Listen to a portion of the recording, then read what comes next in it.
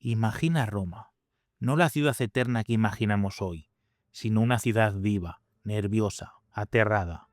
Sus calles llenas de rumores, los padres abrazando a sus hijos, los senadores deliberando en silencio, los guardias mirando hacia el horizonte desde las murallas, y en ese horizonte, nada, solo la espera, porque en algún lugar de Italia, acampado en las llanuras que Roma creía suyas, aguardaba un hombre que había cruzado los Alpes con un ejército, un hombre que había destrozado legión tras legión, un hombre cuyo nombre, muy pronto, los romanos usarían para asustar a sus hijos por las noches.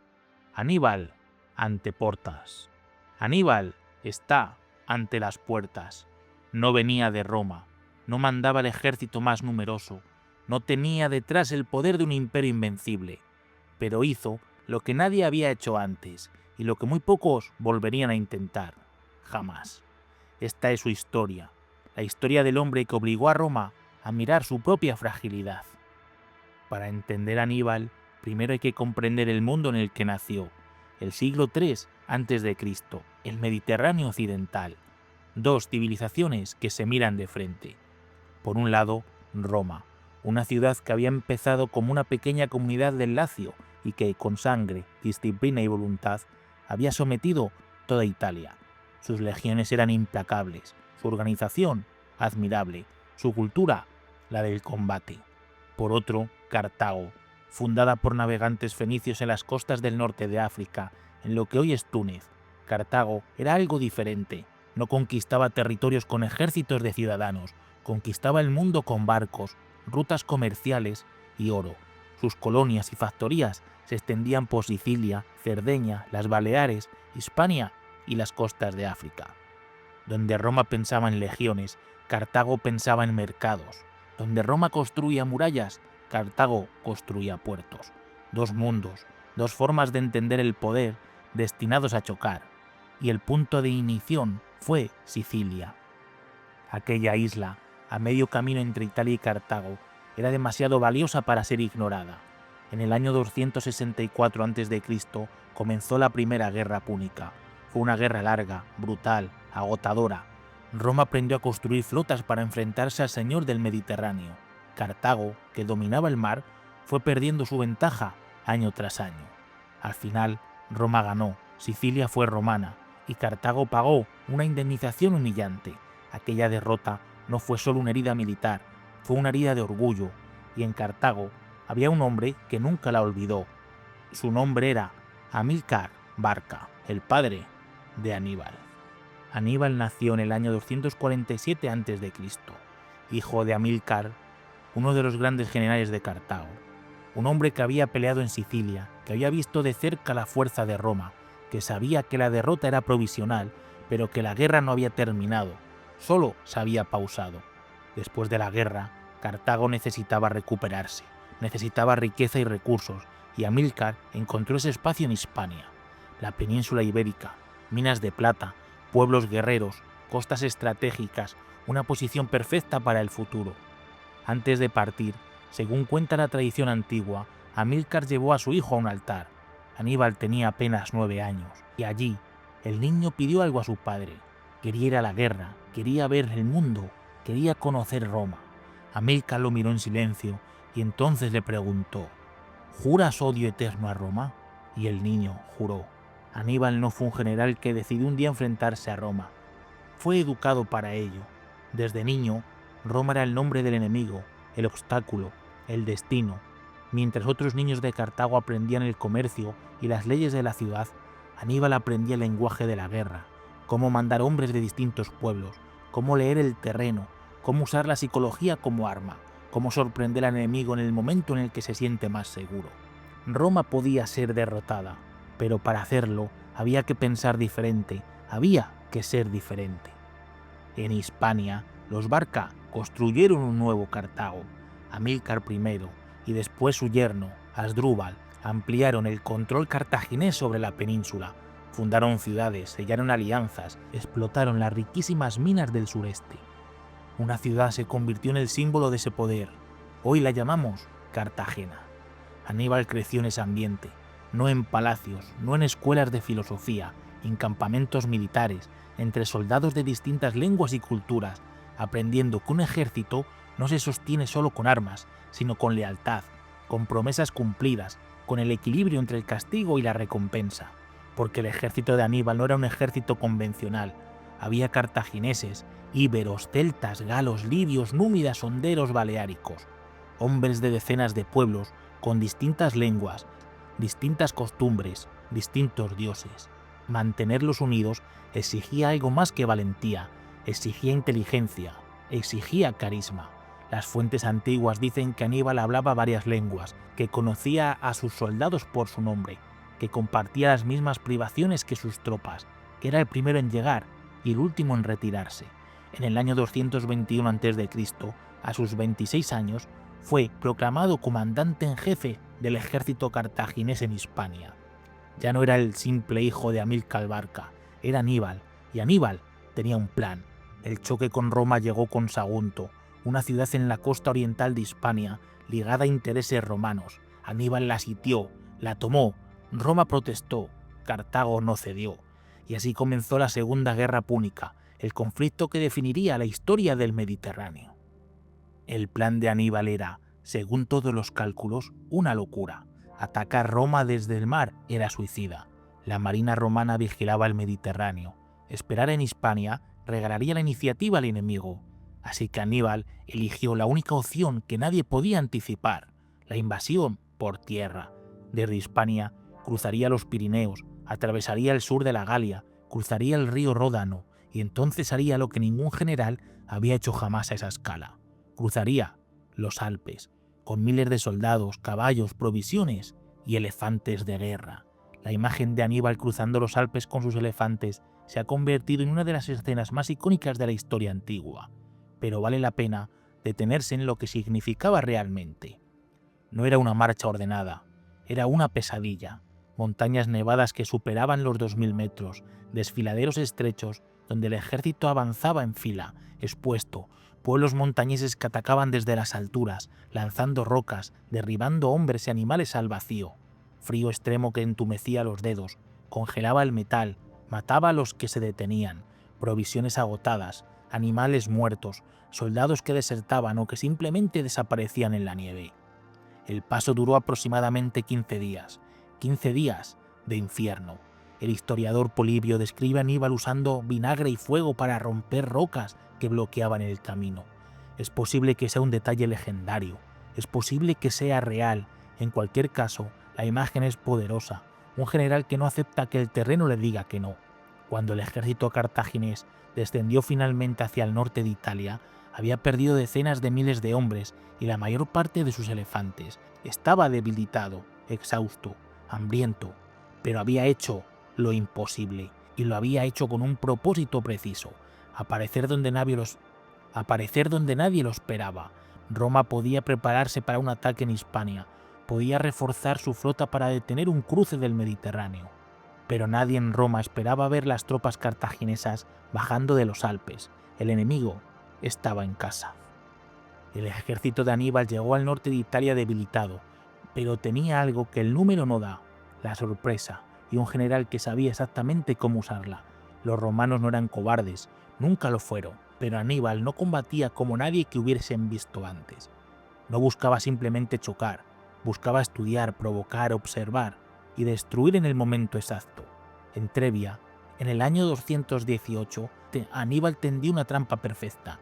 Hizo que sus tropas hostilizaran a los romanos al amanecer, cuando el frío era más intenso.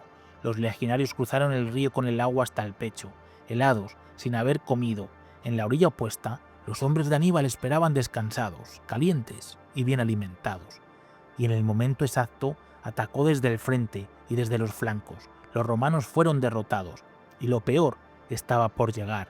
En la primavera del 217, junto al lago Trasimeno, Aníbal preparó la emboscada más famosa de la antigüedad. El ejército romano avanzaba por un camino estrecho entre las colinas y la orilla del lago. La niebla matinal cubría el terreno. Los romanos marchaban confiados, y en las alturas, escondidos en la niebla, esperaban los hombres de Aníbal. Cuando llegó la señal, fue el caos, atacados desde arriba, desde los flancos, sin espacio para formar sus líneas defensivas. Los legionarios no podían ni morir ordenadamente. Muchos intentaron huir hacia el lago, muchos se ahogaron. La batalla duró apenas 3 horas. El cónsul Flaminio murió en el combate. 15.000 legionarios cayeron. Roma supo la noticia con incredulidad, luego con miedo, y Aníbal seguía avanzando. Después de Trasimeno, Roma nombró dictador a Fabio Máximo, un hombre que entendió lo que muchos romanos no querían escuchar. Enfrentarse a Aníbal en un campo abierto era una trampa. Fabio lo siguió, lo hostigó, le cortó suministros, evitó la batalla decisiva. En Roma le llamaban el tergiversador, el contemporizador, el cobarde, pero Fabio no era cobarde, era el único que veía con claridad. El problema fue que Roma no tuvo paciencia. En el año 216 a.C., los romanos reunieron en la llanura de Canas un ejército descomunal. Las fuerzas hablan de entre 70 y 80.000 hombres, una fuerza diseñada para aplastar al cartaginés de una vez. Aníbal tenía menos tropas, pero tenía algo que ningún ejército romano poseía: la mente de Aníbal. Observó el terreno, observó a sus hombres, observó al enemigo y diseñó una trampa que los manuales militares siguen estudiando 22 siglos después. En el centro de su línea colocó a sus tropas más débiles, galos e íberos, con una instrucción muy específica: retroceder, no huir, retroceder de forma controlada, ceder terreno lentamente, hacerse los vencidos. En los flancos situó a su infantería africana de élite y encomendó a su caballería un papel decisivo. Cuando comenzó la batalla, los romanos hicieron exactamente lo que Aníbal esperaba. Presionaron el centro cartaginés con toda su masa. El centro cedió, los romanos avanzaron. ¡Están cediendo! ¡Empujad! Y empujaron, y siguieron empujando. Pero a medida que avanzaban, el centro cartaginés se curvaba hacia atrás, formando una bolsa cóncava. Los legionarios se apiñaban cada vez más juntos, cada vez con menos espacio para maniobrar. Un soldado que no puede mover los brazos no puede luchar. Entonces los flancos africanos se cerraron. La caballería derrotó a la caballería romana y atacó por la retaguardia. El ejército más grande que Roma había reunido jamás estaba rodeado. Lo que siguió no fue una batalla, fue una ejecución. Las fuentes hablan de entre 50 y 60.000 romanos muertos en pocas horas. Senadores, cónsules, caballeros, legionarios, muertos en un espacio tan pequeño que apenas podían caer. Cuando llegó la noticia a Roma, el Senado tomó una decisión que lo dice todo. Ordenó que nadie llorara en público, porque si Roma lloraba, Roma caía. Canas fue la mayor derrota que Roma había sufrido jamás, y sigue siendo, a juicio de muchos historiadores, uno de los mayores logros tácticos de la historia militar. Aníbal tenía 31 años. Después de Canas, uno de los lugartenientes de Aníbal, Marjabal, le dijo algo que ha quedado en la historia: sabes vencer a Aníbal, pero no sabes aprovechar la victoria. Y le ofreció llevar la caballería directamente a Roma. En 5 días cenarás en el Capitolio. Aníbal rechazó la propuesta. ¿Por qué? Esta es la gran pregunta que rodea la vida de Aníbal como una sombra, lo que ha fascinado a historiadores y militares durante más de 2000 años. Las respuestas son varias y ninguna completamente satisfactoria. Primero, los recursos. Aníbal no tenía máquinas de asedio. Sin catapultas, sin torres, sin arietes, tomar una ciudad amurallada como Roma era casi imposible. Segundo, la estrategia. Aníbal quizá no buscaba destruir Roma físicamente. Su objetivo más profundo era político: romper el sistema de alianzas que sostenían el poder romano, demostrar a los pueblos italianos que Roma podía perder, que había otra opción, y en parte lo consiguió. Algunas ciudades del sur de Italia se unieron a Cartago. Capua abrió sus puertas, pero no fue suficiente. La mayoría de los aliados de Roma se mantuvo fiel, no por amor quizás, sino por vínculos construidos durante generaciones, por la certeza o la esperanza de que Roma sobreviviría. Y esa fidelidad fue la que salvó a Roma, no su ejército, no sus muros, sino la lealtad de sus aliados. Aníbal había ganado la guerra en el campo de batalla, pero no había podido ganarla en los corazones de los pueblos italianos. Y Roma, herida como nunca antes, hizo algo extraordinario: no pidió la paz. Después de Canas, el Senado tomó una decisión que define el carácter romano. Ningún enviado cartaginés sería recibido para negociar la paz. Roma no negociaría, Roma lucharía. Reclutó nuevos ejércitos, armó a esclavos cuando fue necesario, cambió de estrategia, evitó las grandes batallas y empezó a atacar a Cartago donde era vulnerable. Un joven general romano empezó a brillar en Hispania. Su nombre era Publio Cornelio Escipión y había comprendido algo que muy pocos entendían. Para vencer a Aníbal había que atacar la base donde Cartago alimentaba la guerra. En el año 209 a.C., Escipión tomó Cartagena en un golpe tan rápido y audaz que dejó a Cartago sin aliento.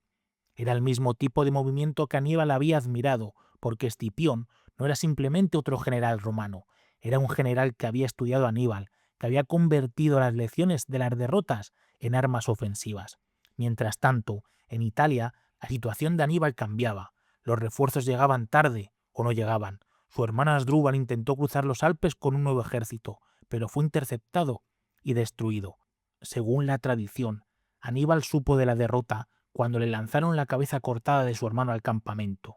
Fue entonces cuando comprendió que algo había roto definitivamente. El sueño de romper a Roma desde dentro se estaba desvaneciendo y Roma seguía en pie. Escipión llevó la guerra a África. Era una jugada audaz, casi anibalesca. Si Roma amenazaba directamente a Cartago, Cartago tendría que llamar a Aníbal de vuelta. Y así fue. Aníbal, que llevaba más de 15 años en Italia, recibió la orden de regresar, atravesó el Mediterráneo, volvió al continente que había dejado siendo casi un joven. El choque final llegó en la batalla de Zama, en el año 202 a.C. Dos generales, dos visiones, dos destinos. Según cuenta la tradición, antes de la batalla, Aníbal y Escipión se reunieron. El cartaginés habló de fortuna, de la incertidumbre de la guerra, de cómo los destinos cambian. Propuso la paz. Escipión la rechazó. Las condiciones, dijo, ya no eran las mismas. Y entonces combatieron. Aníbal usó elefantes al inicio, pero Escipión había preparado una respuesta. Ordenó abrir pasillos en sus líneas para dejar pasar a los animales sin que causaran el caos esperado. La caballería, que había sido el arma decisiva de Aníbal, esta vez favoreció a Roma. Los jinetes aliados derrotaron a la caballería cartaginesa y atacaron por la retaguardia. Era Canas, pero al revés. Aníbal fue derrotado. Cartago pedía la paz. La Segunda Guerra Púnica había terminado. Las condiciones fueron durísimas: pérdida de territorios, entrega de la flota, una indemnización inmensa y la promesa de no hacer la guerra sin el permiso de Roma. El sueño de Aníbal había terminado y Roma, la ciudad que él había llevado al borde del abismo, salía de la guerra más poderosa que nunca. Pero la historia de Aníbal no acabó en Zama. Volvió a Cartago, participó en su política, intentó sanear sus finanzas, intentó reformar sus instituciones, intentó reconstruir con palabras lo que no había podido construir con armas. Pero Roma no dormía. Para Roma, Aníbal vivo era un Aníbal peligroso. No importaba que hubiera sido derrotado, no importaba que Cartago fuera ya una sombra. Aníbal era un símbolo, el símbolo viviente de que Roma podría sangrar. La presión sobre Cartago se hizo insoportable y Aníbal eligió el exilio antes que la entrega. Pasó los últimos años de su vida de corte en corte, en Siria, en Armenia, en el reino de Bitinia, a orillas del Mar Negro, aún activo, aún pensando, aún amenazante para Roma con solo existir. Alrededor del año 183 a.C., rodeado, sin salida, Aníbal tomó veneno. Según la tradición, sus últimas palabras fueron: liberemos a los romanos de la angustia que les produce esperar la muerte de un viejo enemigo. No murió en el campo de batalla, no murió victorioso, murió exiliado, perseguido, solo. Un final profundamente humano para alguien que había sido casi una fuerza de la naturaleza, pero su historia no terminó con su muerte. Al contrario, empezó entonces la parte que ninguna derrota puede borrar: la leyenda.